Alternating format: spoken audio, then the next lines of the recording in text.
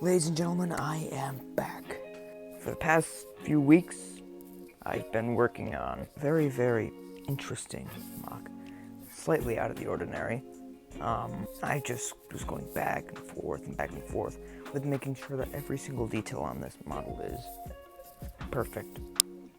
So, without further ado, the Lamborghini Hurrican Sterrato. I'll give you a little tour. So first things first with this model is the front, of course, which is probably one of the most detailed fronts I've made on one of my cars to date. And it's not too simple, but it's not too complicated at the same time. The hood is just angled slightly by a hinge, of course. And these lights are kind of complicated. Yeah, that's just how to make them. Don't really know how to explain it, but yeah.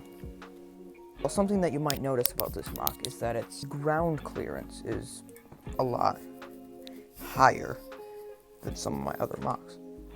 And that's because I made the wheelbase a little more complicated than I really had to. But this is an off-road Lamborghini. You gotta make it look off-road capable. The sides, really, really easy. Just attached with a ball joint, just to get that angle.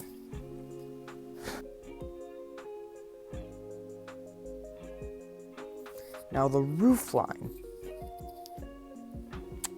it's actually very simple. Nothing out of the ordinary. Just hinged like normal. If we turn it around, we have the rear, which has to be the most interesting part of the car, in my opinion.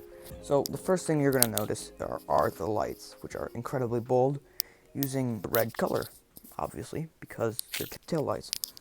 That's made with a somewhat complicated assembly, but just a lot of snot techniques and stuff. And yeah, other than that, there's not really too much with the rear that's too complicated, but it's just looks very clean, very accurate to the real car. Now, the interior. So, if you know my history with some of my older mocks, you would know interiors are not my strong point at all.